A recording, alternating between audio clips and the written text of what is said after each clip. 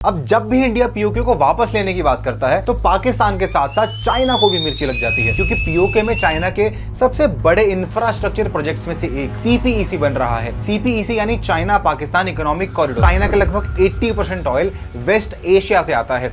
ये ऑयल के शिप पहले इंडियन ओशन के थ्रू स्टेट ऑफ मलाक्का पहुंचते हैं और स्टेट ऑफ मलाक्का के बाद साउथ चाइना सी पहुंचते हैं। अब यहाँ पर जो स्टेट ऑफ मलाक्का है, बस यहीं पर सारा का सारा खेल फंसा हुआ है। दरअसल स्टेट ऑफ मलाक्का एक नैरो बॉटल नेक की तरह है, लेकिन चाइनीज ट्रेड में लाइफ लाइन का काम करता है। यानी अगर किसी दिन कोई कंट्री स्टेट ऑफ मलाक्का के रास्ते को ब्लॉक कर दे तो चाइना का 80% ऑयल ट्रेड और बाकी चीजों का ट्रेड पूरी तरह वहीं ठप पड़ जाएगा, जिस वजह से चाइना को बहुत भारी नुकसान हो सकता है। अगर इन फ्यूचर इंडिया और चाइना के बीच कभी कोई वॉर या फिर कोई कॉन्फ्लिक्ट होता है तो अंडमान एंड निकोबार के पास मौजूद Indian navy state of Malacca के रास्ते गुजर रही चाइनीज शिप्स को देख सकती है, उन्हें डिले कर सकती है, इवन डिस्ट्रॉय तक कर सकती है, जिससे चाइना पहुंचने वाले ऑयल और बाकी सामान की सप्लाई चेन पूरी तरह से टूट जाएगी और चाइना को बहुत भारी नुकसान उठाना पड़ेगा। मलाक्का स्टेट को बाईपास करने का चाइना के पास ऑप्शन नहीं है और बस अपने इसी ड्रॉबैक को कवर करने के लिए चाइना ने सीपीईसी बनाने का फैसला लिया, ताकि चाइना बिना इंडियन ओशन में एंटर किए अरेबियन सी में मौजूद ग्वादर पोर्ट तक अपने ऑयल शिप्स और बाकी के सामान को पहुंचाए और वहां पे सीपीईसी कॉरिडोर के थ्रू